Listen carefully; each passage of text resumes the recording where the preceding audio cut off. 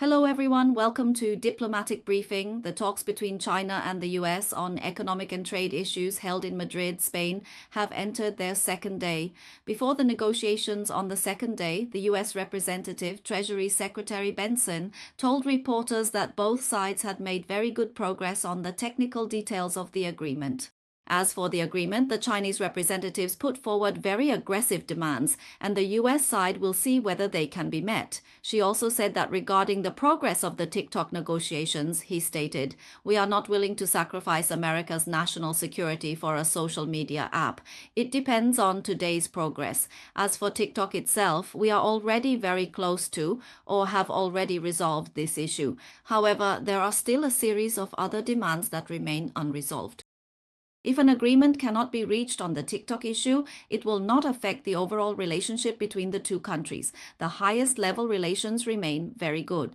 Besant said that both she and US Trade Representative Catherine Tai have great respect for China as a counterpart. From the remarks of Besant and Tai, we can observe that, according to the US side, which says the TikTok issue remains unresolved, China is demanding trade and technology concessions in exchange for agreeing to the divestiture of TikTok's parent company, and even described China's demands as extremely aggressive. To put it bluntly, China is setting very tough conditions before it will agree to the divestiture of TikTok from ByteDance. Meanwhile, the two US negotiators did not dare to respond directly and could only answer vaguely. On the other hand, after seeing China put forward such tough conditions, the US representatives could only respond politely. Compared to how they negotiate with allies like the EU, Japan, and South Korea, their attitude toward China is much more courteous, which shows that the US doesn't have many bargaining chips against China and also reveals their tendency to bully the weak and fear the strong. Besides TikTok, in order to increase their leverage in negotiations, the US, following the EU, has also pressured the G7 and NATO to impose tariffs of 50% to 100% on China, citing China's purchase of Russian oil as the reason, in an effort to push China to play a role in ending the Russia-Ukraine conflict. Multiple central ministries and commissions voiced opposition. A Ministry of Commerce spokesperson explicitly told US allies China will retaliate. The spokesperson pointed out the US intends to coerce relevant parties by using purchases as leverage. Imposing secondary tariffs on China under the pretext of Russian oil is a typical act of unilateral bullying and economic coercion. If any party harms China's interests, China will take all necessary measures to safeguard its legitimate rights and interests. Foreign Ministry spokesperson Lin Jian also stated that facts have proven that coercion and pressure are unpopular and cannot solve problems. He emphasized that if China's legitimate rights and interests are harmed, China will resolutely retaliate and firmly safeguard its sovereignty, security, and development interests. The Financial Times previously reported that EU officials are well aware of the impact on their own economies and the potential for Chinese countermeasures, making it extremely difficult to impose such high tariffs on China and India, two important trading partners. The statements from the Ministry of Commerce and the Ministry of Foreign Affairs are essentially a warning to US allies. If you follow the US's suggestions, China will definitely fight back. In other words, China is making it clear in advance, when China retaliates, don't say you weren't warned. In addition, on the eve of negotiations, the US Department of Commerce suddenly sanctioned Chinese chip companies. In response, after the Ministry of Commerce announced countermeasures and launched an investigation into the US chip industry on Monday, the website of the State Administration for Market Regulation issued a statement saying that Nvidia had violated anti-monopoly laws.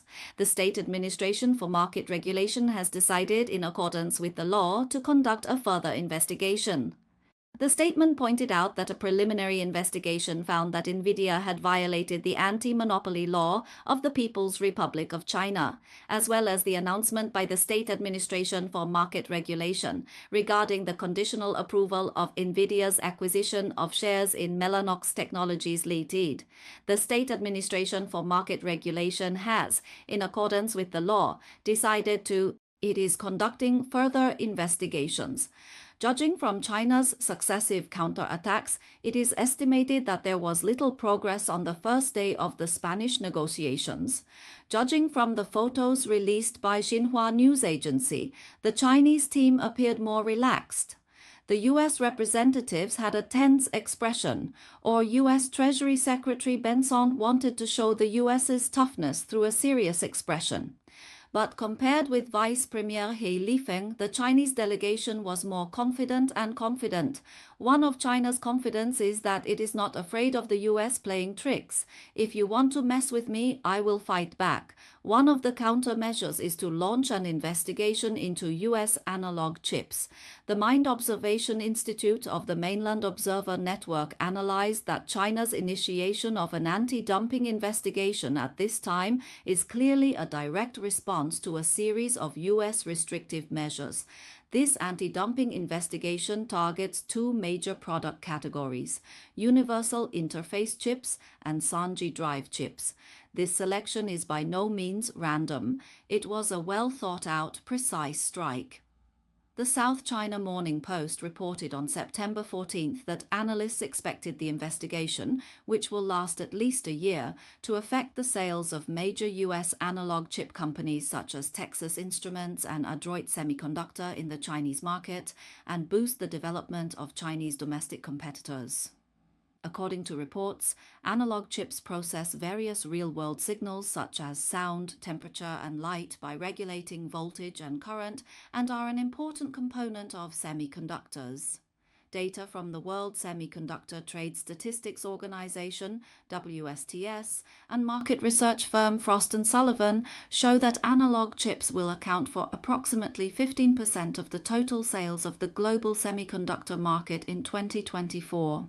Analog chips use more mature process nodes because the reset of these nodes is compared with cutting-edge nodes. The cost and specific analog requirements, such as lower noise, are lower. These chips are mainly used in fields such as power management, audio equipment, communication systems, sensors, and automotive systems. Bloomberg also added that analog chips are primarily used to help digital systems interact with the real world, handling tasks such as wireless signal amplification, power and voltage regulation, and more. Although these chips do not require cutting-edge chip manufacturing processes, they are indispensable in various fields such as smartphones, electric vehicles, and medical imaging equipment. According to a recent report by the Chinese research institute Nature Consulting, China is the world's largest consumer of analog chips. In recent years, with the rise of emerging applications such as electric vehicles, 5G communications, and the Internet of Things, the demand for analog chips has grown rapidly. According to a report released this May by the market research and consulting firm Mordor Intelligence, thanks to the increasing adoption of cloud computing, greater availability of high-speed connectivity, and the widespread use of IoT devices, the size of China's analog chip market is expected to reach $44 billion by 2025 and continue to expand at a compound annual growth rate of 8.3% over the next 5 years. After China announced the investigation, Bloomberg reported that semiconductors have become a key area of contention between China and the United States. To contain and suppress China, the United States has cut off China's access to cutting-edge AI chips and is using some of Nvidia's less powerful chip exports as a bargaining chip. However, China has previously negotiated with Nvidia regarding the security risks of backdoor vulnerabilities in its H20 computing chips. Zhang Guobin, founder of the Chinese semiconductor industry website Electronic Innovation Network, said that domestic companies such as Zhilijie Shengbang Microelectronics, Nansen Semiconductor, Juwat Microelectronics, Nanochip, and Microelectronics will be included in the investigation. Zhang Guobin further pointed out that the investigation initiated by the China Science and Technology Commission is expected to create a healthier development environment for domestic chip manufacturers. He added that most of these companies are chip manufacturers without refined components. Compared with international semiconductor manufacturers that are self-sufficient in the entire process from design, manufacturing to sales, they face greater cost control pressure. The analysis of the Mainland Observer Network's Science and Technology column Shenji Observation Institute pointed out that China's choice to launch an anti-dumping investigation at this time is obviously a direct response to a series of restrictive measures taken by the United States. From the perspective of trade policy tools, anti-dumping investigations have three strategic values. The first value is compliance, as it aligns with WTO rules and has a legitimate basis. The second is reciprocity, using economic means to respond to economic suppression. The third is precision, as it can target specific products and companies, thereby avoiding a comprehensive escalation of conflict. It is worth noting that this investigation was initiated at the request of the Jiangsu Semiconductor Industry Association, reflecting the genuine demands of the industry. This bottom-up application mechanism not only enhances the legitimacy of the investigation, but also demonstrates the proactive rights protection awareness of China's semiconductor industry when facing unfair competition. On September 14th, the China Communications Enterprises Association issued a statement on its WeChat public account, expressing firm support for the two investigations initiated by the Chinese side and resolutely supporting the Chinese government's lawful measures to safeguard the legitimate rights and interests of China's information and communications industry and enterprises. On September 15th, the China Association of Automobile Manufacturers also issued a statement, saying it is highly concerned and firmly supports the Ministry of Commerce in taking necessary measures in accordance with the law. The government explicitly calls on domestic and foreign companies to continue strengthening technological innovation and industrial chain collaboration, deepen open cooperation in areas such as electrification and intelligentization, and jointly promote the green, safe, and high-quality development of the global automotive industry. A brief summary. First, the anti-discrimination investigation is valid for these American companies because these companies only sell products to some Chinese companies and not to specific companies such as Huawei. They can be punished for anti-discrimination. Second, China's new energy vehicle companies are developing smoothly, especially smart driving, which has entered the competition. The demand for chips is huge. Since the products of US chip companies are relatively mature, many domestic automakers are accustomed to using US products. Even with government encouragement, automakers would not actively use domestic products.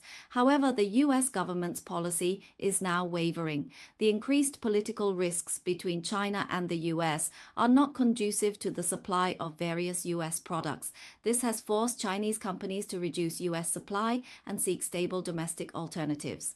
The conclusion is that US political manipulation is accelerating the erosion of the market advantage of US products.